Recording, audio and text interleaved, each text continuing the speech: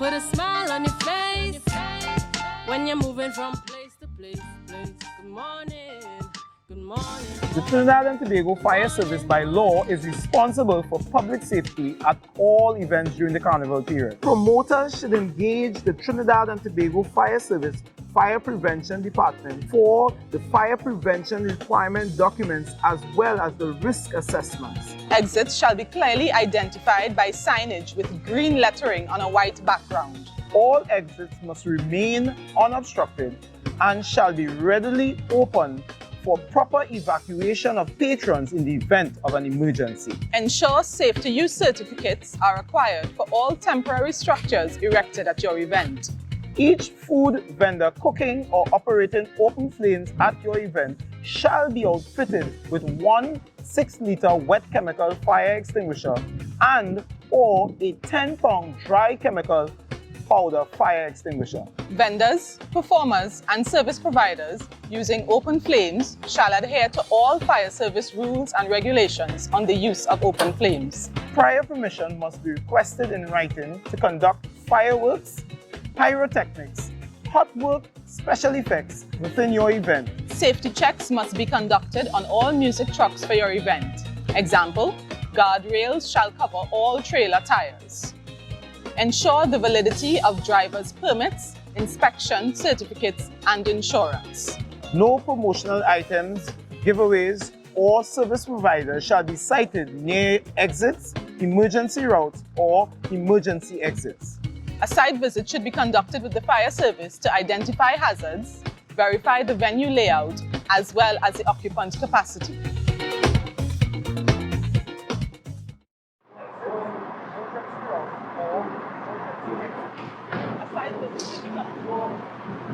Viewers, welcome back. Welcome back this morning. We are chatting this morning about patron and promoter safety. Here to chat with us, we've got Fire Prevention Officer of the Trinidad and Tobago Fire Services, Mr. Jude Rogers.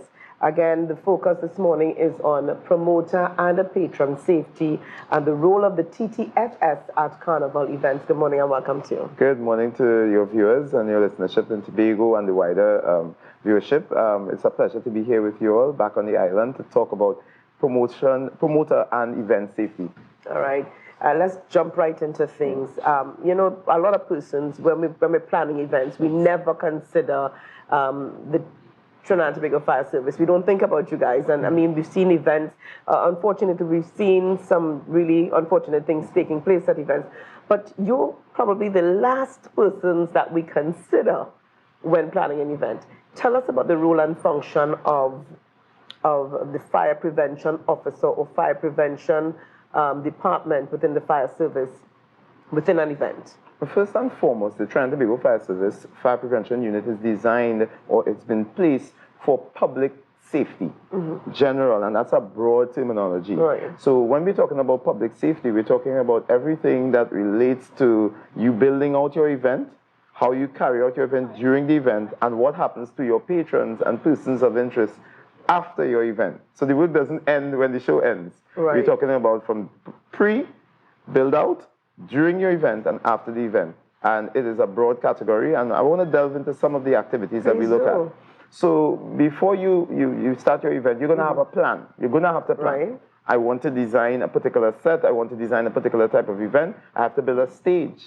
At what point should we contact you? When I'm saying at your design phase, you can begin to seek and to consult with the fire service. You may still be trying to conceptualize your event, but it's also good to create a relationship with the fire service, because here it is, you will be able to get advice early into your decision making. So you would not begin to go down a particular road that would have a hazard that would eventually lead to a potential risk, which can have catastrophic effect on life and even your assets and your property.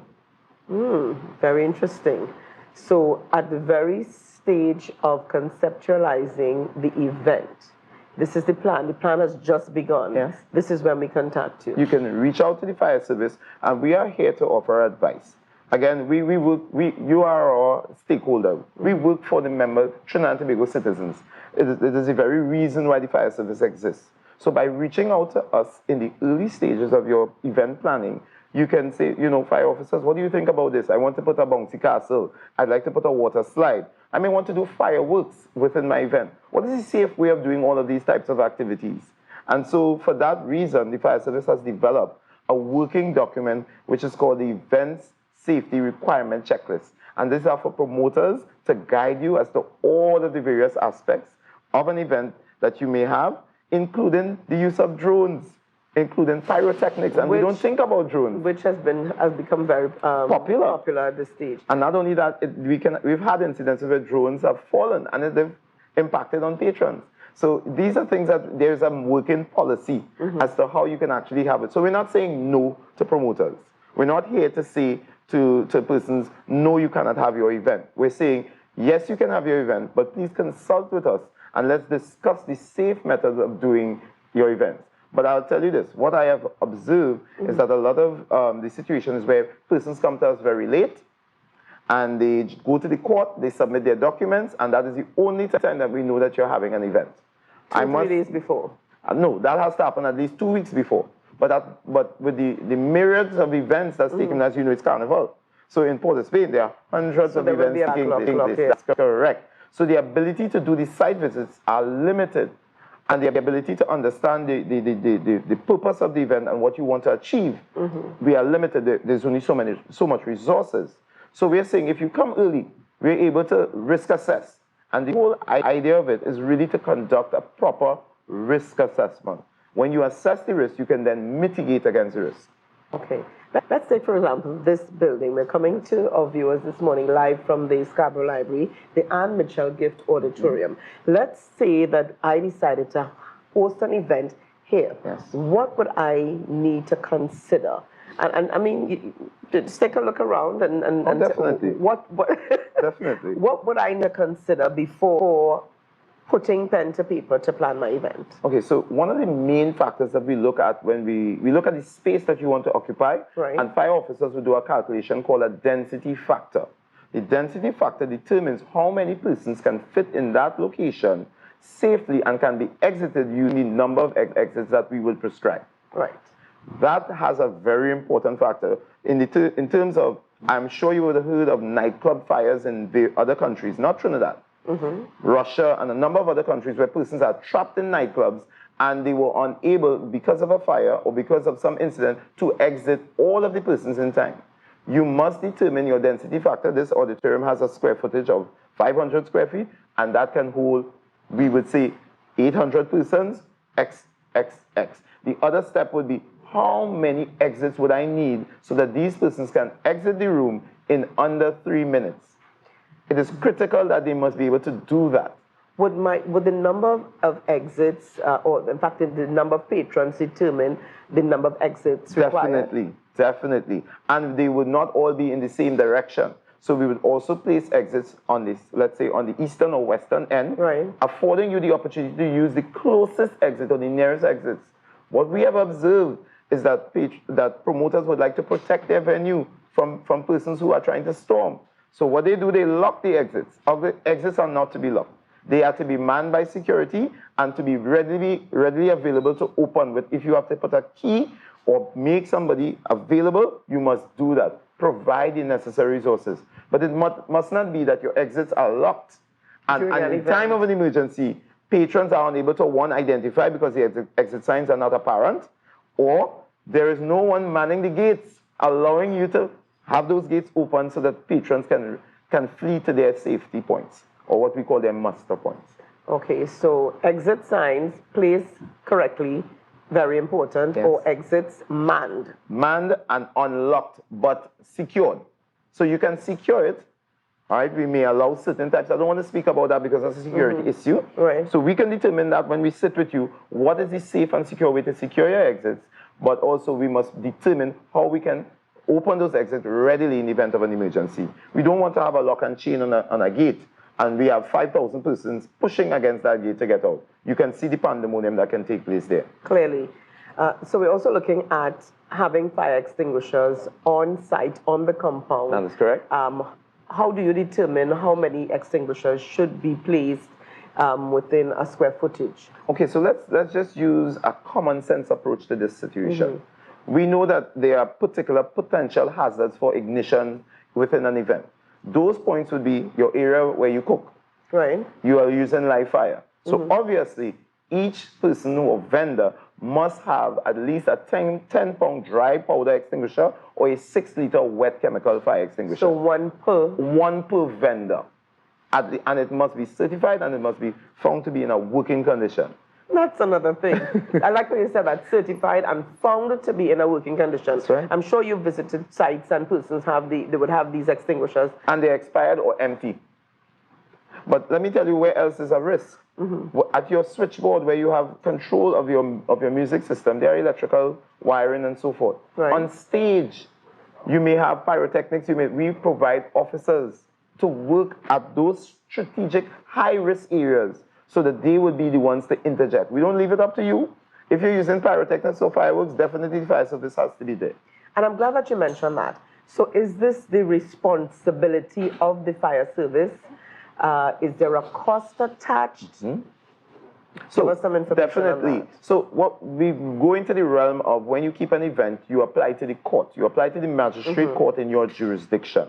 Only the magistrate court in your jurisdiction can grant a license. It's called a dancehall license and an occasional bar license for you to function, because most events have alcohol being served. That's a licensed activity. When you obtain those licenses, to obtain it, in fact, you must then you will have to write, the chief fire officer is written to, as well as the commissioner of police. Right. We must then generate a report. That very same risk assessment, we go out and we visit the intended location, we interview the promoter to find out exactly all of the activities that you so desire to have. And then we would prescribe a number of officers who are so trained to be in attendance at your venue for your event. The court now has the option to take our recommendation and run with it, which they normally do. And they would then say, these are the amount of officers that we are recommending based on the advice of the chief fire officer. You are then to come and pay for these are officers who will come and work. They are working what's called an extra duty.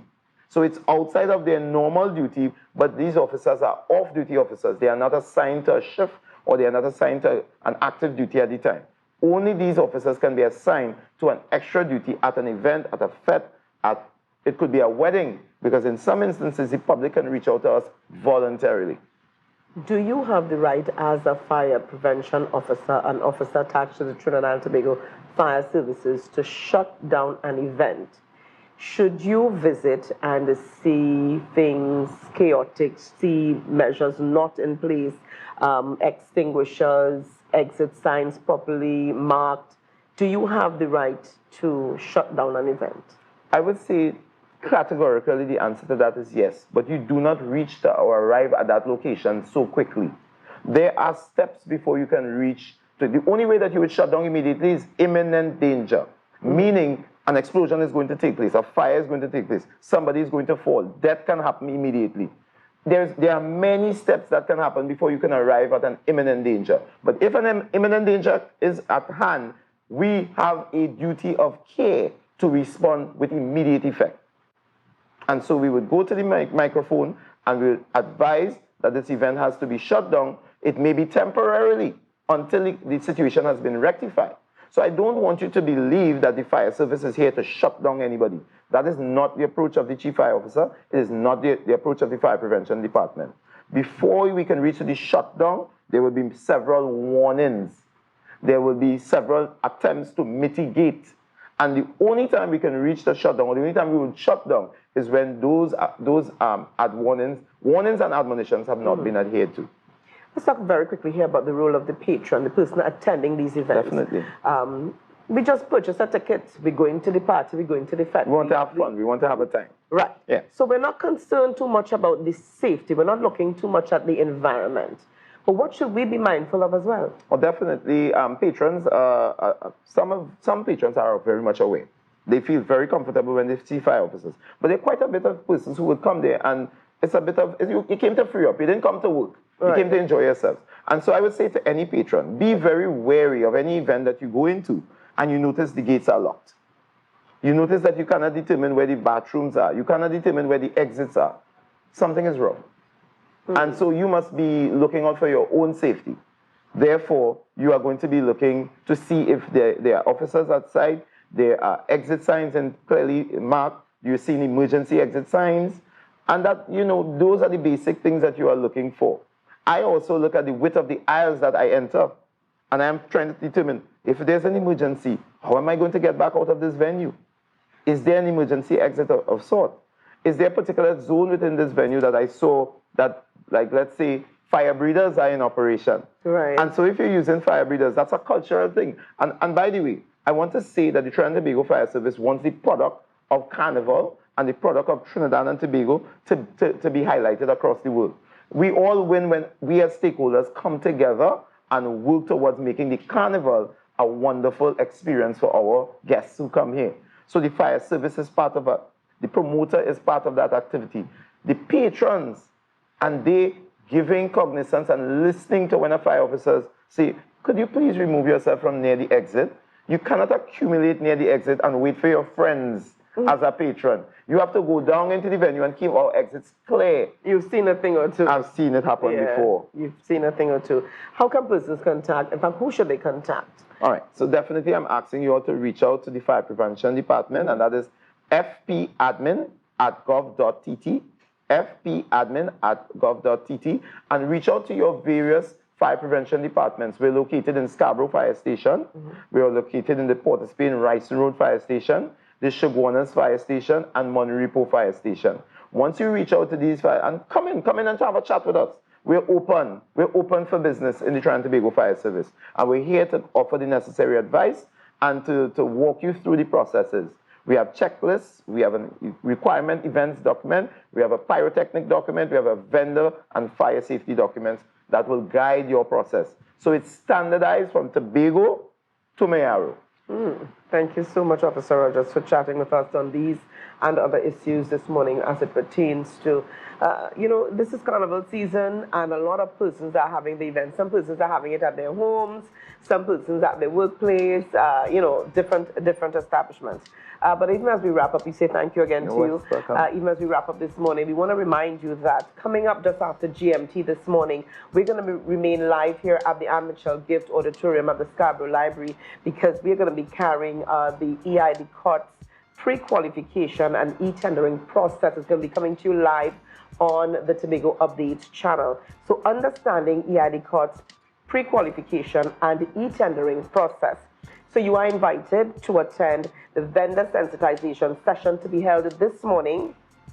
That is from 9 to 12 noon, right here at the Anne Mitchell Gift Auditorium. Today, Thursday, the 9th February, and we are encouraging you to come on down. For those persons who need more information, more clarification, come on down. Visit us right here at the auditorium. So remember, it's happening from 9 o'clock this morning all the way to 12 noon. And we want to thank you so much for joining us today. We had a great time with you. Thank you for having us in your company. And we want to remind you to stay safe. Stay safe, stay safe.